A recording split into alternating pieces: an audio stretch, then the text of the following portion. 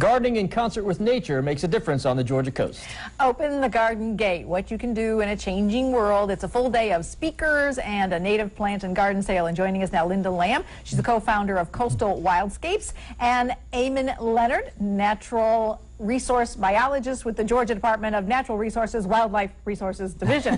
Good morning. Wow. Welcome. And thank you so much for the greenery. Yeah. We love it. Can we keep it? We can talk about that. Okay.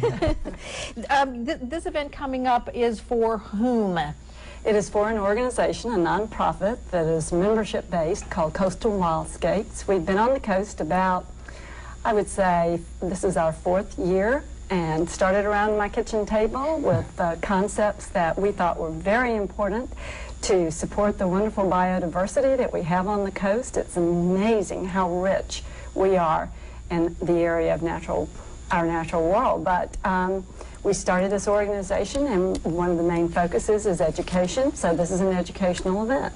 We do volunteer work for people like DNR and other organizations that, due to budget cuts, might need some help. And a lot of us are my age, and we're the baby boomers, and we're older, but we're not done yet. So we have a lot to share. That's right. Yes. These are some really interesting plants. What do we have here? So we have a lot of these plants were actually collected locally. The seeds were and grown down on Jekyll Island. So we have red salvia, which is a great native plant, red flowers, great for hummingbirds. We've got a native hibiscus. You might see some of the tropical hibiscuses, but we have a ton of great native ones that you can have in your landscape. We have a sneezeweed, which doesn't make you sneeze, a Georgia calamint. We've got this flower you might see on the roadsides blooming right now, the big yellow one. The yellow ones? Yes. The swamp sunflower. So that's a great one. Sunflower. Yeah. Okay. And this makes you sneeze. It doesn't make you sneeze. That doesn't? It blooms the same time that a plant that does make you sneeze. So everyone blames it on that. So this one gets the blame. It's showy, but that's a goldenrod. And then to the right of that is blazing star. Great purple flowers, attracts butterflies. So a lot of great plants that are local here. How important is it for people to know what we have here and what they can put in their gardens and how that all works?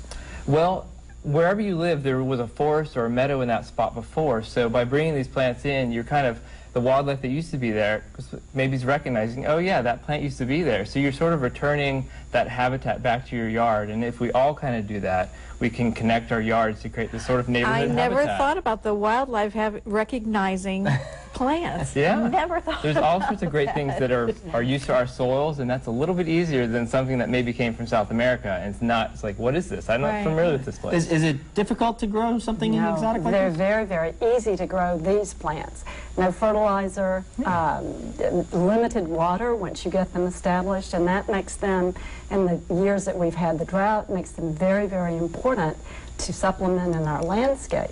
And some of the plants are very specific for the insect population. Sometimes when we talk about wildlife, people go, I don't want any more deer in my yard, or something like that. Well, no, we're talking about the entire biodiversity that we have down here and what little bit of stewardship we can do, starting with our powerful place, our backyard. So this event that's coming up, there are going to be speakers, educational speakers, and then also sale.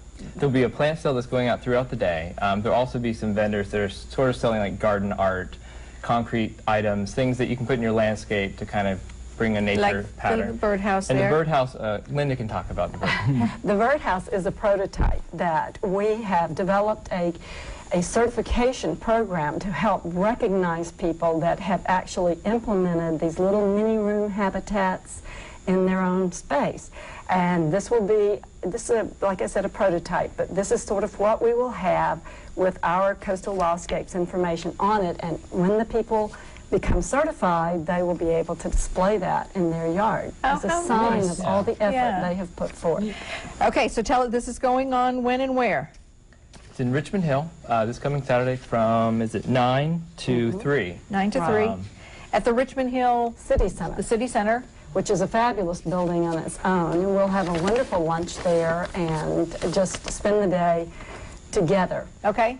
People need to get registered in advance? That would be lovely. All right. It's $40 now and $50 at the door. $50 at the door. So do it now. Go to our website, please, WTOC.com, so we can link you to all of this green information. Thank you so much. Thank you.